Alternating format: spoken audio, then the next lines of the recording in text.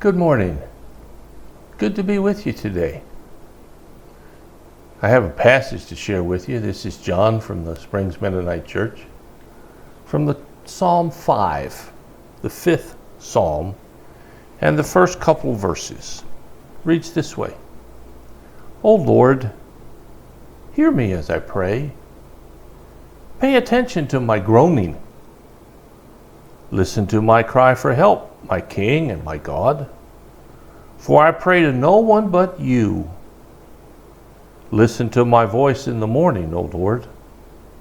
Each morning I bring my request to you and wait expectantly.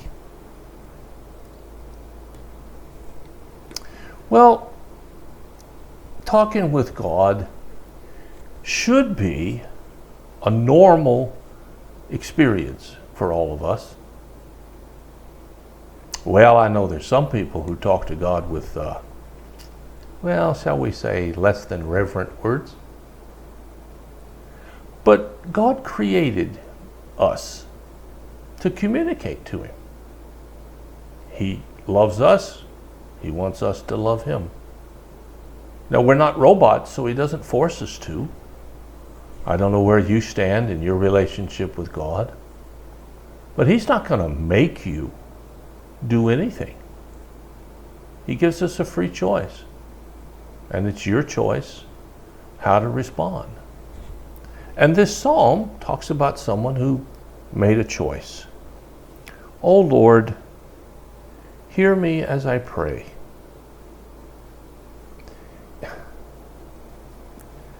There are many times when I have prayed to God and I didn't know what to pray.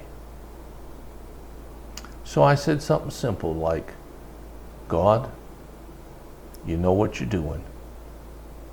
I don't.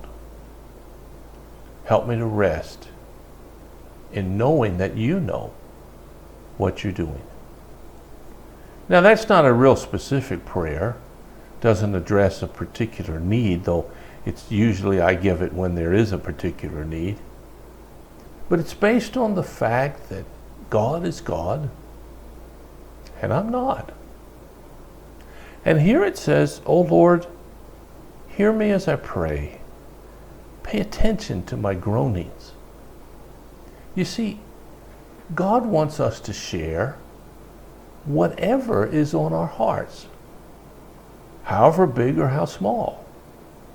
He wants us to live a life full of joy. And when there are pieces that are burdening you, you can't have much joy in it. And that's not what He wants. Now that might be what we choose, but it's not what He wants. And then He goes on to say, listen to my cry for help. For I pray to no one but you. God is a jealous God. It says so in the Ten Commandments. He's the only God. That's true. Other people make different things God. They make things more important than God. Perhaps you in your life at some point have put something ahead of your relationship with God. I hope you're not doing that now.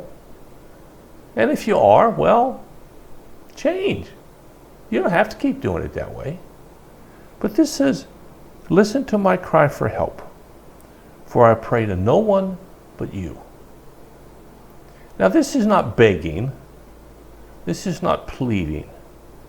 This is a statement made on the basis of a relationship between God and the person. You, me, anyone else around. So this notion of prayer, which really is nothing more than conversation with God, talking to God, visiting with Him, that's what it's really all about. This conversation says that I can cry out for help. There's nothing wrong with knowing that you need help. Oh, I know some people are independent. I can do this by myself. Well, maybe you can for some things, but you sure can't for all things. You know, you can do whatever you want to do as strongly as you want to do it, but you cannot keep your heart beating. That is a function of something beyond your capabilities. Oh, I know, you probably never thought about that, but it's still true. And there's some things in the world we cannot do by ourselves. And God doesn't want us to be so independent that we can do everything ourselves. If we could, we'd be God. And I don't know about you, but I'm pretty clear I'm not God. And then he says this next verse, which has always struck me as just a wonderful, wonderful verse. Verse 3. Listen to my voice in the morning, Lord. Each morning I bring my request to you and wait expectantly. I first learned that verse when I lived in Guatemala. I actually learned it as a song in Spanish. Now, since I believe most of my audience doesn't speak Spanish, I'm not going to sing it to you in Spanish. It's harder to sing in English for me because that's not how I learned it. So I'll just talk about it. Oh God, listen to my voice in the morning. Now, you don't have to pray to God only in the morning. Let's get that straight. That's just the time that the psalmist is talking about. You can pray to God at noon. You can pray to God in the middle of the afternoon. You can pray to God on your way from here to there. If you're driving, I would suggest you not close your eyes when you're doing it, but you can talk to God anytime. But what's key here is he says, listen to my voice in the morning. Each morning I bring my request to you. Every day I talk to God. Even if I don't feel like it. Even if I'm not sure he's listening. But he is. And then here's the key. And he says, and I wait expectantly. See, this is the story of a man who knows God. I hope you know him as well.